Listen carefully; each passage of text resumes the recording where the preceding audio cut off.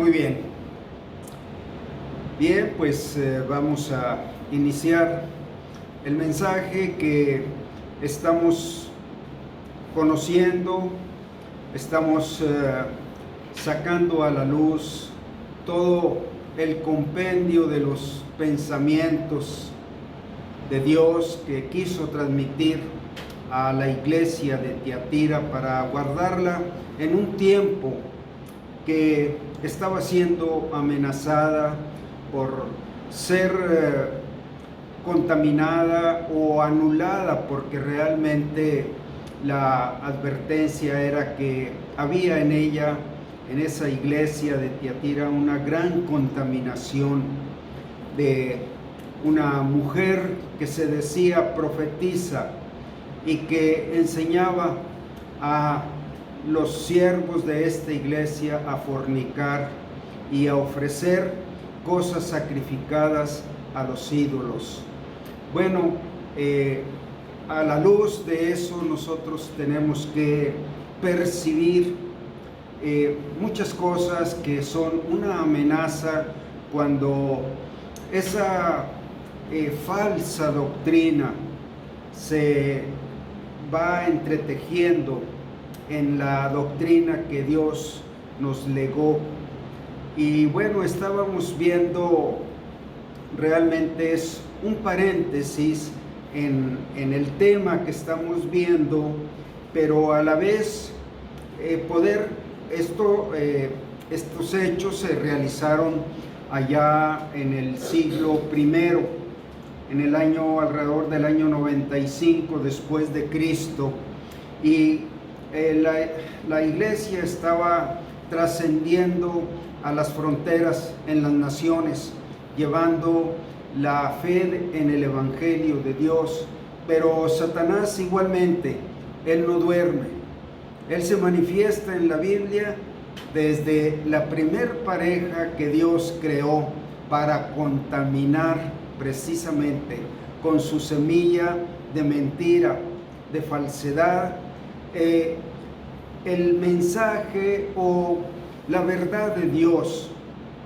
Entonces,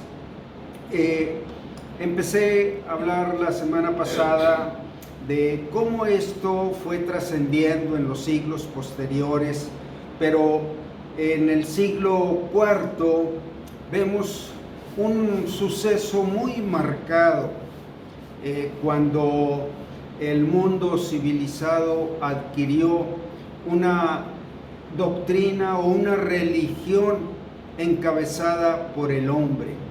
Y les había leído yo este párrafo cuando el emperador Constantino el Grande, o Constantino I, declaró como la religión oficial y universal el cristianismo, siendo él el gran mecenas, o por decir que se convirtió en la cabeza del cristianismo a partir de entonces. Y yo les decía que aquí tenemos una línea divisoria a partir de ese hecho que marcó una división entre la fe cristiana y el cristianismo. Aparentemente, la terminología nos dice que es lo mismo, pero a la luz de lo que queremos sacar en claro es una diferencia entre el cielo y la tierra realmente. Dios no cambia el fundamento habiendo establecido que la cabeza de su iglesia es Cristo. Y dice en 1 Corintios 3:11, porque nadie puede poner otro fundamento que el que está puesto, el cual es Jesucristo. Bueno, a la luz de esta declaración de parte de Dios, la fe cristiana se deposita en el nombre de Cristo. Y cuando la fe no está depositándose o edificándose sobre este fundamento, entonces viene a ser una doctrina de hombres, como empezó a ser desde ese momento, el cristianismo. Y bueno, esto fue fincando un legado de tinieblas. Este suceso fue estableciendo un legado de una religión mundana sin Dios. Realmente el espacio que a Dios le corresponde lo vino a ocupar el hombre, una figura de hombre. Y nosotros leemos en Efesios 1, 22 y 23. Américo, ¿lo tienes, por favor? Vamos a leer claramente esto y ver cuál es el fundamento, porque nadie puede poner otro fundamento que el que está puesto, el cual es Jesucristo. Efesios 1 es el 22 y 23.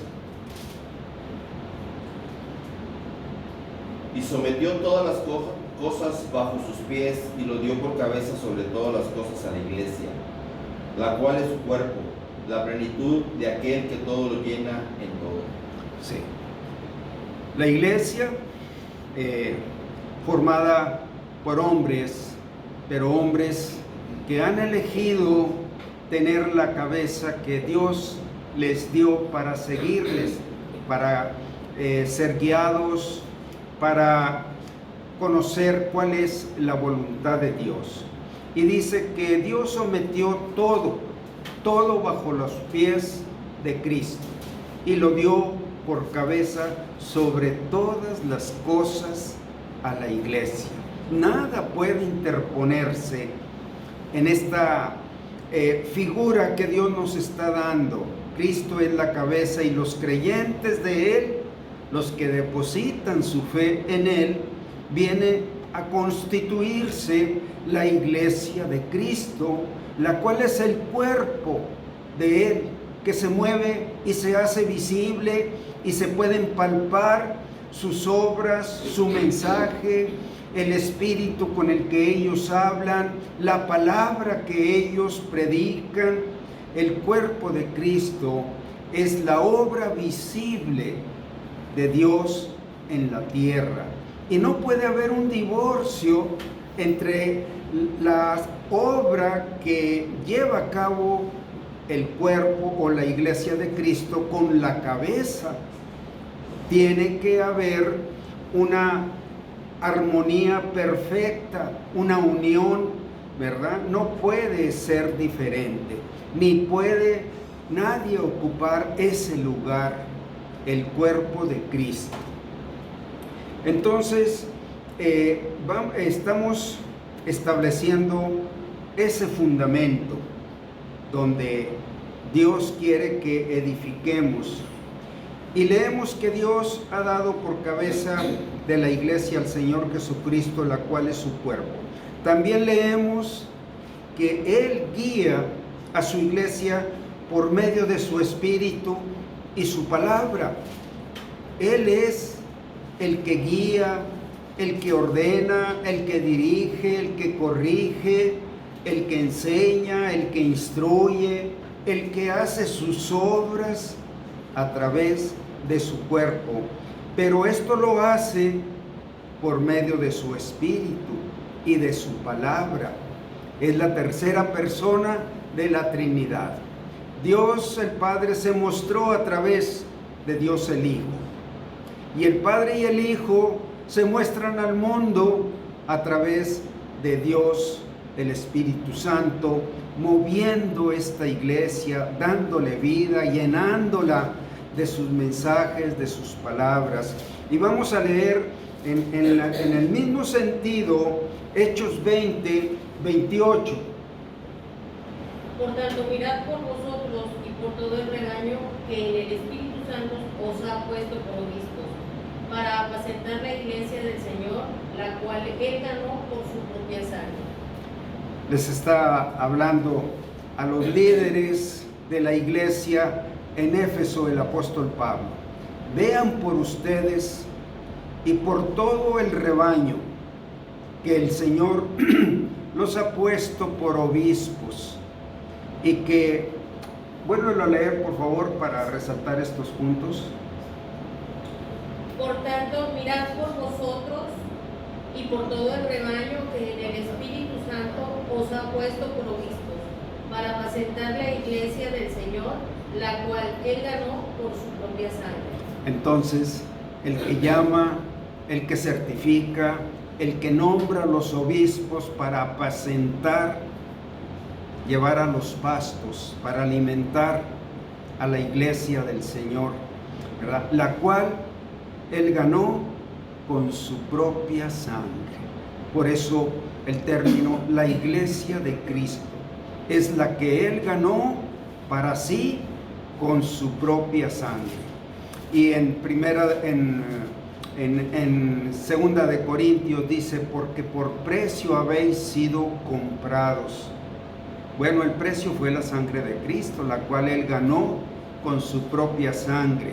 Entonces vemos que el Espíritu Santo es el que llama, el que llena, el que revela toda la dirección de Dios sobre estos hombres a los cuales llama obispos, ¿verdad? Los que serán los medios humanos a través de los cuales Dios revela su mensaje, su dirección.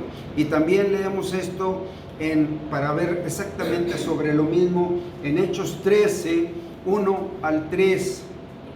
Había entonces en la iglesia que estaba en Antioquía profetas y maestros: Bernabé, Simón, el que se llamaba Níger, Lucio de Cirene, Manaén, el que se había criado junto con Herodes el tetrarca, y Saulo.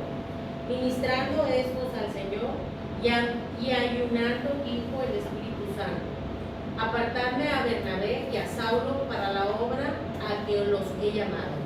Entonces, habiendo ayunado y orado, les impusieron las manos y los despidieron. Así es. Bueno, aquí vemos un conjunto de obispos, líderes, profetas, maestros, evangelistas. Bueno, pero entre todos ellos, Dios no escoge, sino elige. Apartadme a Saulo y a Bernabé.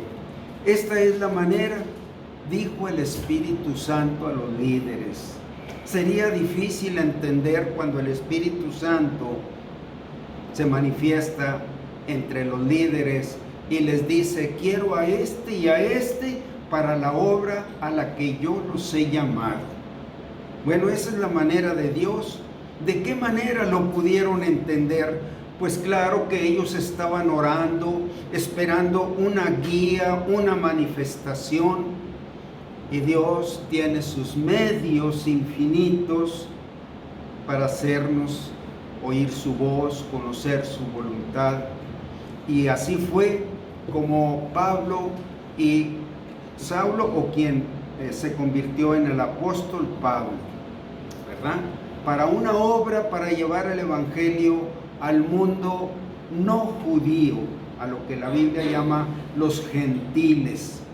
Entonces empezó la fe cristiana, esto es la línea que viene de la fe en Cristo, y empezaron a llevar este mensaje acerca de Cristo a las naciones que no eran judías, que estaban muy ajenos, que no estaban familiarizados con la cultura de los judíos. Bueno, en ese sentido, de una manera marcada, el Espíritu Santo es el que elige y hace conocer al resto de la iglesia para qué quiere a cada uno de estos líderes.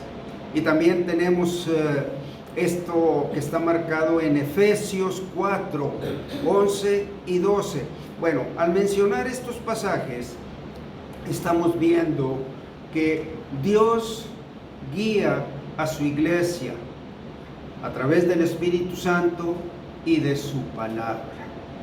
Y vamos a ver claramente aquí en Efesios 4, 11 y 12, sobre lo mismo. Américo.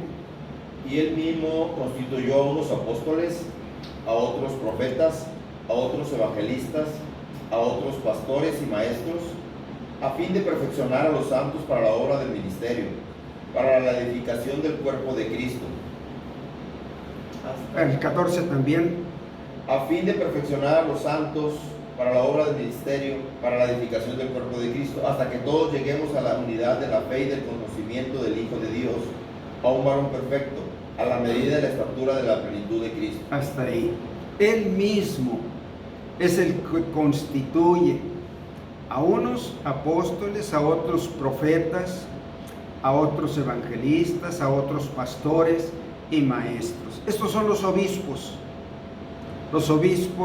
que el Espíritu Santo llama para apacentar o guiar a los pastos al rebaño de Cristo. Y dice el 12, a fin de perfeccionar a los santos. Los santos son los que son de Él, los que Él ganó con su propia sangre, los que Él ha puesto aparte para llevarlos al cielo. Ellos son los santos, los que tienen a Cristo como el testimonio de su salvación, ¿verdad? Dice, para perfeccionar a los santos para la obra del ministerio. Es decir, dar a conocer la doctrina de Cristo, la obra del ministerio, revelar todas las ramificaciones que vienen de la voluntad de Dios. Esto es la obra del ministerio y a la vez para la edificación del cuerpo de Cristo.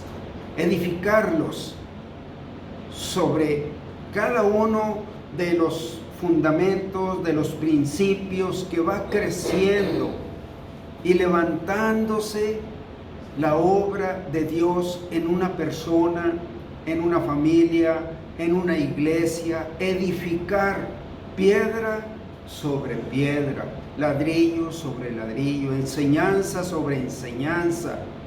Pero Él es el que los ha constituido. ¿Hasta cuándo? Pues hasta que todos lleguemos a la unidad de la fe, a un nivel de la fe y del conocimiento del Hijo de Dios, a un varón perfecto, a la medida de la estatura de la plenitud de Cristo.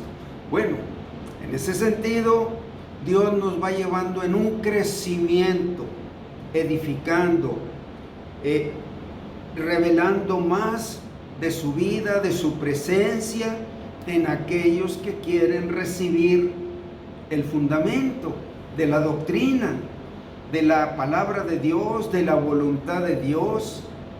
Y el 14 todavía nos dice en Efesios 4:14, para que ya no seamos niños fluctuantes, llevados por doquiera de todo viento de doctrina, por estratagema de hombres que para engañar emplean con astucia las artimañas del error.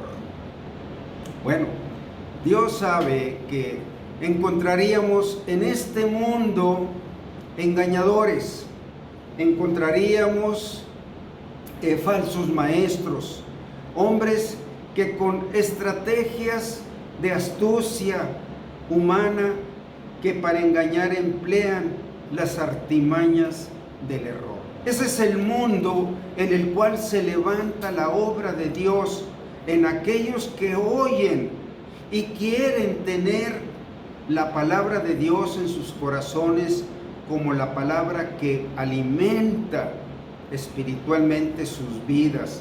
Y todavía este versículo en Efesios 4:15, sino que siguiendo la verdad en amor, crezcamos en todo, en aquel que es la cabeza, esto es Cristo.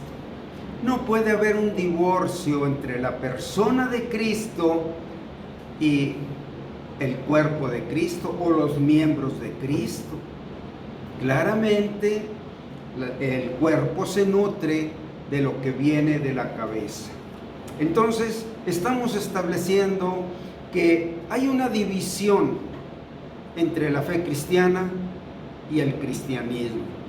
Muchos, cuando oyen hablar de Dios, de Cristo, del cielo, de la salvación, dicen, es lo mismo que me han enseñado.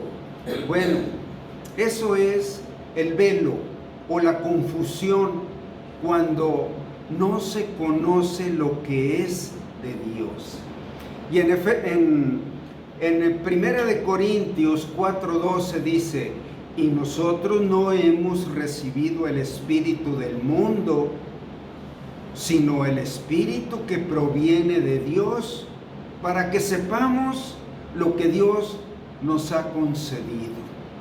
Bueno, es importante, el que no ve la diferencia, pues no tiene la luz de Dios para discernir, para separar lo que es de Dios. Yo he oído a personas que me dicen, es que depende de cómo lo interpretes, es que hay muchas interpretaciones.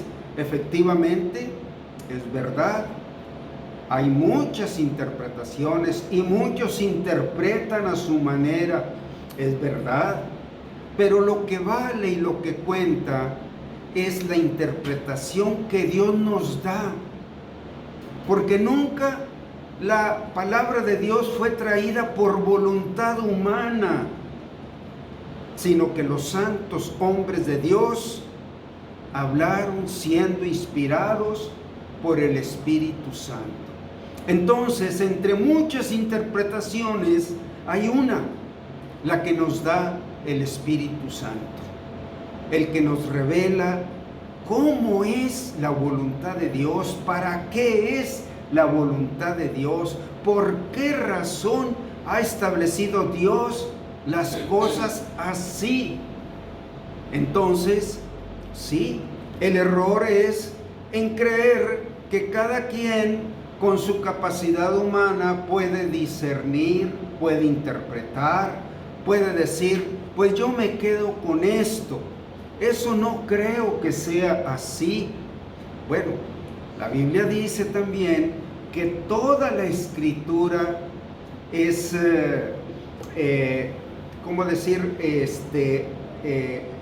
alimentada o es revelada por el Espíritu Santo.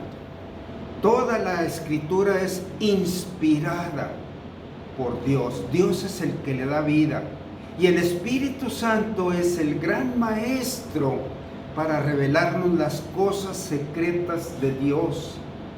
Bueno, esta es la interpretación. Cuando nosotros dejamos nuestra posición y adoptamos y hacemos nuestra la interpretación que Dios nos da por el Espíritu Santo.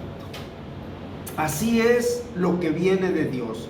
Y nosotros no hemos recibido el espíritu del mundo, sino el espíritu que proviene de Dios. Esta es la línea divisoria entre la fe cristiana y el cristianismo. El espíritu que proviene de Dios para que sepamos lo que Dios nos ha concedido. Bueno, cuando recibimos a Cristo, Dios nos da el gran don del Espíritu Santo, que es la persona del Padre y del Hijo, morando en nosotros en la tercera persona de la Trinidad, el Espíritu Santo. El Señor Jesús dijo, cuando venga el Espíritu de verdad, Él les revelará todas las cosas que habrán de venir. Él les guiará a toda la verdad. Él tomará de lo mío y se los hará saber. Todo lo que el Padre tiene es mío. Por eso dije que tomará de lo mío. Bueno, el Espíritu Santo toma a la vez lo que es del Padre y lo que es del Hijo, porque todo lo que tiene el Padre es del Hijo, y el Espíritu Santo toma lo que es del Hijo y nos guía a toda la verdad. Bueno, esto es un nutriente de la fe cristiana.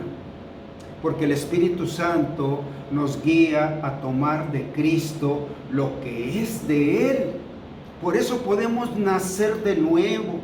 Nuestra fe nace para depositarse en aquel en quien podemos confiar, depender, estar seguros, que es la verdad, que es el camino, que es la vida.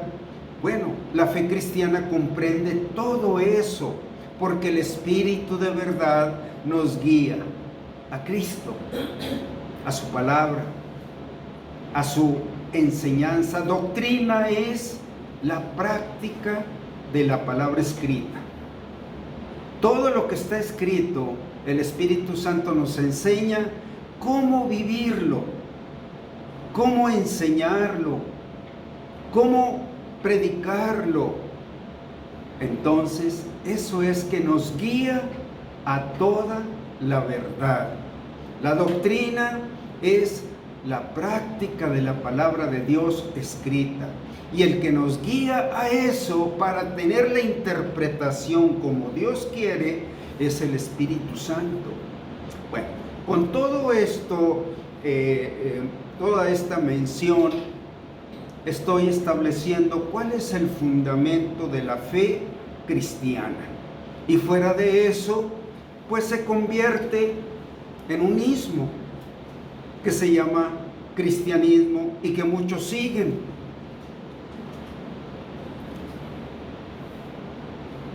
Ahora tenemos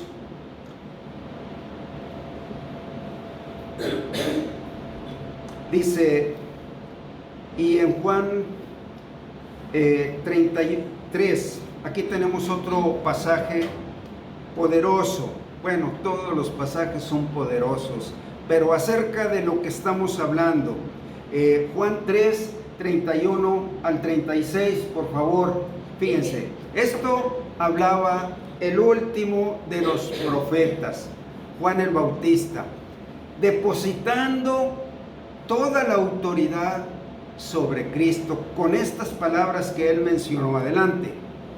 El que de arriba viene es sobre todos, el que es de la tierra es terrenal, y las cosas terrenales habla el que viene del cielo es sobre todos.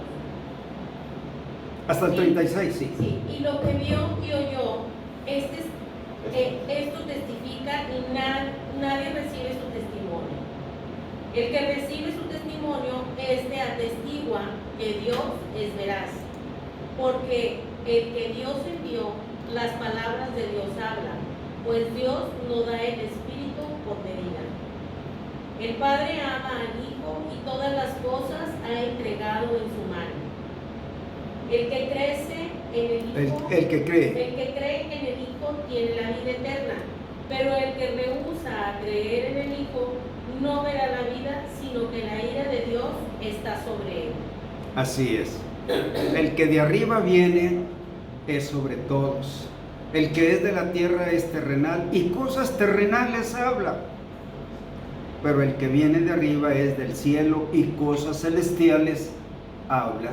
Por eso nosotros creemos que la Biblia es la que vino del cielo, porque nos habla de las cosas celestiales. Siempre está enfocando toda la doctrina, todo el conocimiento, para que pongamos nuestra vista en el cielo. A eso vino Jesús, a llevarnos al cielo y traer las palabras que vienen del cielo. Y el que viene de arriba es sobre todos.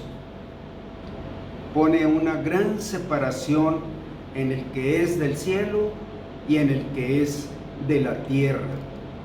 Por eso, en un sentido, cuando se cambia ese fundamento, es cambiar lo que viene del cielo para aceptar cosas terrenales, cosas que son de este mundo solamente. Bien, permítame, se me movió un poquito aquí donde estoy. Sí, ya estoy. Entonces, estamos hablando de lo que trascendió desde aquellos siglos cuando la iglesia empezó a contaminarse y dio como resultado este cristianismo, una pseudoiglesia. Entonces, el príncipe de este mundo tomó las riendas de un cristianismo terrenal, es decir, de una iglesia de este mundo, estableciendo la figura del hombre como la cabeza de dicho cristianismo. Un cristianismo cuyos miembros no son nacidos de nuevo, cuyos miembros no tienen sus nombres escritos en el libro de la vida, cuyos miembros no tienen el sello del Espíritu Santo en sus corazones, y a quienes Dios no les ha dado potestad de ser hechos hijos de Dios. Potestad es la autoridad de la familia de los hijos de Dios.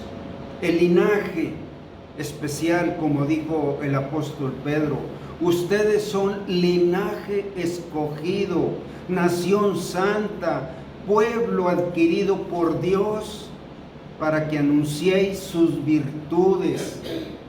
Bueno, en ese sentido es la potestad de ser hechos hijos de Dios.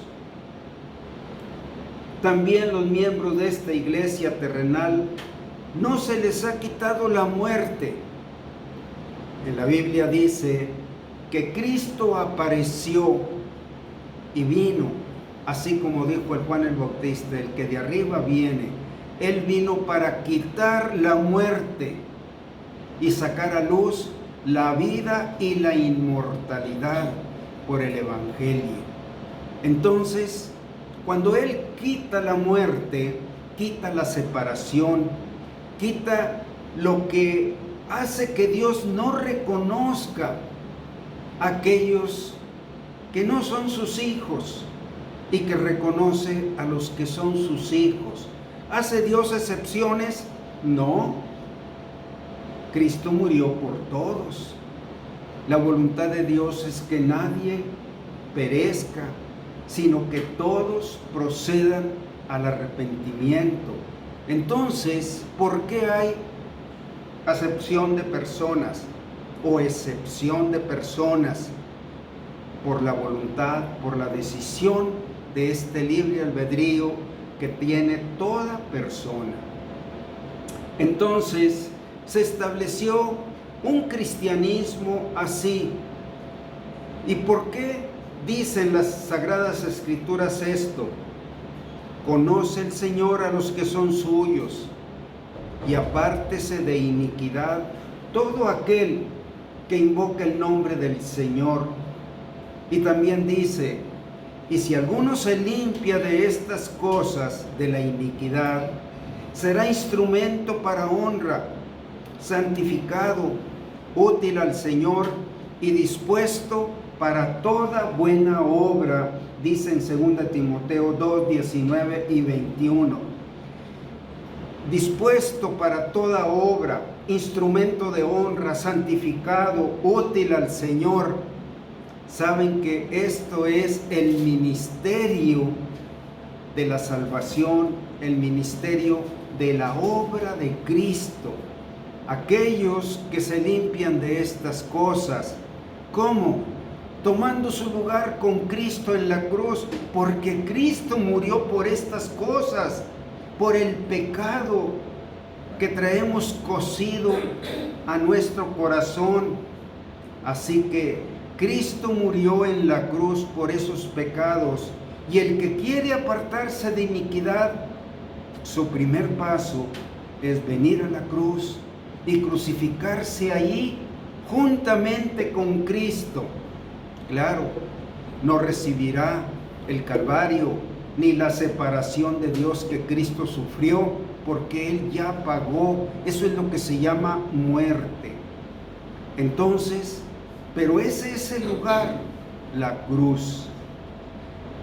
Por eso el apóstol Pablo dijo, con Cristo estoy juntamente crucificado, y ya no vivo yo, mas vive Cristo en mí. Y lo que ahora vivo como hombre, lo vivo en la fe del Hijo de Dios, el cual me amó y se entregó a sí mismo por mí. Estamos ubicando cuál es este fundamento que nadie puede cambiar, sino que fue dado por Dios. Bien, vamos a hacer una pequeña pausa para ver la segunda parte de este mensaje.